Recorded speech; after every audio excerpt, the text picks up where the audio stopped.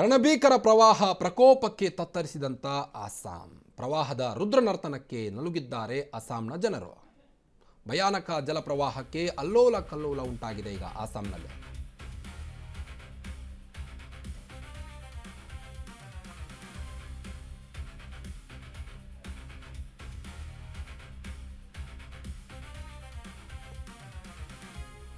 ವರುಣದೇವನ ಅಬ್ಬರಕ್ಕೆ ತತ್ತರಿಸಿದೆ ಅಸ್ಸಾಂ. ಪ್ರವಾಹದ ರುದ್ರನರ್ತನಕ್ಕೆ ನಲುಗಿದಂಥ ಅಸ್ಸಾಂ ಜನರು. ಭಯಾನಕ ಜಲಪ್ರವಾಹಕ್ಕೆ ಅಲ್ಲೋಲ ಕಲ್ಲೋಲ ಉಂಟಾಗಿದೆ ಈಗ. ಒಂದು ಕಡೆ ಸತತ ಮಳೆ, ಮತ್ತೊಂದು ಕಡೆ ಉಕ್ಕಿದ ನದಿಗಳು. ಹೀಗಾಗಿ ಅಸ್ಸಾಂ ಜನರು ಒದ್ದಾಡ್ತಾ ಇದ್ದಾರೆ. ಪ್ರಾಣ ರಕ್ಷಣೆಗಾಗಿ ಮರಗಳನ್ನು ಏರಿದ್ದಾರೆ ಸಂತ್ರಸ್ತರು. ಭಯಾನಕ ಜಲಪ್ರವಾಹಕ್ಕೆ ಅಲ್ಲೋಲ ಕಲ್ಲೋಲ ಉಂಟಾಗಿದೆ. ಜಗತ್ಪ್ರಳಯದ ಸಂಕೇತದಂತಿದೆ ಅಸ್ಸಾಂನ ಪ್ರವಾಹ ಈಗ. ಜಲ ದಿಗ್ಬಂಧನಕ್ಕೆ ಸಿಲುಕಿದವರಿಗೆ ಮೇಲ್ಚಾವಣಿಯೇ ಆಸರೆಯಾಗಿದೆ. ಕೆಲವೊಂದಿಷ್ಟು ಜನ ಪ್ರಾಣ ರಕ್ಷಣೆಗಾಗಿ ಮರ ಏರ್ತಾ ಇದ್ದಾರೆ. ಕಣ್ಣು ಹಾಯಿಸಿದಲ್ಲೆಲ್ಲ ನೀರು ದಿಕ್ಕೆಟ್ಟಿದೆ.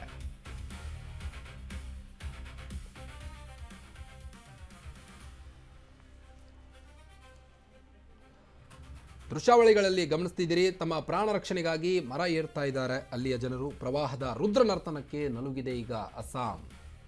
ಭಯಾನಕ ಜಲಪ್ರವಾಹಕ್ಕೆ ಅಲ್ಲೋಲ ಕಲ್ಲೋಲ ಉಂಟಾಗಿದೆ.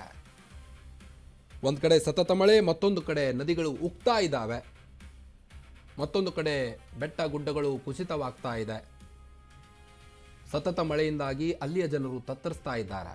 ಓಡಾಡೋಕ್ಕೂ ಕೂಡ ದುಸ್ತರವಾಗಿದೆ ಈಗ ಅಲ್ಲಿ. ಪ್ರಾಣ ರಕ್ಷಣೆಗಾಗಿ ಮರಗಳನ್ನು ಏರ್ತಾ ಇದ್ದಾರೆ ಸಂತ್ರಸ್ತರು. ಇನ್ನೂ ಕೆಲವರು ತಮ್ಮ ತಮ್ಮ ಮನೆಯ ಮೇಲ್ಚಾವಣಿಯ ಮೇಲೆ ಕುಳಿತುಕೊಂಡು ತಮ್ಮ ಪ್ರಾಣ ರಕ್ಷಣೆಯನ್ನು ಮಾಡಿಕೊಳ್ತಾ ಇದ್ದಾರೆ. ಗಿಡ ಮರಗಳನ್ನು ಏರಿ ಕುಳಿತಿದ್ದಾರೆ. ಭಯಾನಕ ಪ್ರವಾಹಕ್ಕೆ ಅಸ್ಸಾಂನಲ್ಲಿ 21 ಮಂದಿ ಬಲಿಯಾಗಿದ್ದಾರೆ. ಇದೀಗ ಬಂದ ಸುದ್ದಿ. ಭಯಾನಕ ಪ್ರವಾಹಕ್ಕೆ ಅಸ್ಸಾಂನಲ್ಲಿ 21 ಮಂದಿ ಬಲಿಯಾಗಿದ್ದಾರೆ. ಪ್ರವಾಹದಿಂದಾಗಿ ಮುಳುಗೆ ಹೋಗಿವೆ ಅದೆಷ್ಟೋ ಮನೆಗಳು. ನೆರೆ ಸಂತ್ರಸ್ತರಾಗಿದ್ದಾರೆ 5,65,000 ಜನರು. ಪ್ರವಾಹದ ಸುಳಿಗೆ ಸಿಲುಕಿದಂತ ಅಸ್ಸಾಂನ 15 ಜಿಲ್ಲೆಗಳು. 24,210 ಹೆಕ್ಟೇರ್ ಪ್ರದೇಶದಲ್ಲಿ ಬೆಳೆ ಹಾನಿಯಾಗಿದೆ. ಶಿವಸಾಗರ ಜಿಲ್ಲೆಯೊಂದರಲ್ಲೇ 3.6 ಲಕ್ಷ ಜನ ನೆರೆ ಸಂತ್ರಸ್ತರಾಗಿದ್ದಾರೆ. ಜೋರ್ಹತ್ನಲ್ಲಿ ಪ್ರವಾಹ ಬಾಧಿತರಾಗಿದ್ದಾರೆ 88,000 ಜನರು. ಚರೈಡಿಯಲ್ಲಿ ಪ್ರವಾಹ ಪೀಡಿತರಾಗಿದ್ದಾರೆ 72,500 ಜನ. ಅಪಾಯದ ಮಟ್ಟ ಮೀರಿ ಬ್ರಹ್ಮಪುತ್ರ ನದಿ ಹರಿತಾ ಇದೆ. ಬ್ರಹ್ಮಪುತ್ರ ಉಪನದಿಗಳಲ್ಲೂ ಅಬ್ಬರಿಸಿ ಬೊಬ್ಬಿರಿತಿದ್ದಾನೆ ಮಳೆರಾಯ. ಜಲಪ್ರವಾಹಕ್ಕೆ ಉಕ್ಕಿದಂತ ಬುರಿದಿಹಿಂಗ್ ಧನ್ಸಿರಿ ನದಿ. 10 ಜಿಲ್ಲೆಗಳಲ್ಲಿ ತೆರೆಯಲಾಗಿದೆ 273 ಪರಿಹಾರ ಶಿಬಿರಗಳನ್ನು. ತಮ್ಮ ಸೂರುಗಳನ್ನು ಕೂಡ ಕಳೆದುಕೊಂಡು ಒದ್ದಾಡ್ತಾ ಇದ್ದಾರೆ ಅಲ್ಲಿಯ ಜನರು. ಈಗಾಗಲೇ ಸುರಕ್ಷಿತ ಸ್ಥಳಗಳಿಗೆ 12,284 ಜನರನ್ನ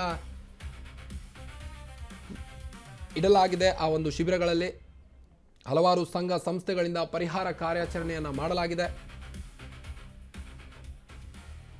24,210 ಹೆಕ್ಟೇರ್ ಪ್ರದೇಶದಲ್ಲಿ ಬೆಳೆದಂಥ ಬೆಳೆ ಒಂದು ಕಡೆ ಹಾನಿಯಾಗ್ತಾ ಇದ್ರೆ, ಮತ್ತೊಂದು ಕಡೆ ಜನರು ಸೂರು ಇಲ್ಲದೆ ಪರದಾಡುವಂಥ ಪರಿಸ್ಥಿತಿ ಎದುರಾಗಿದೆ.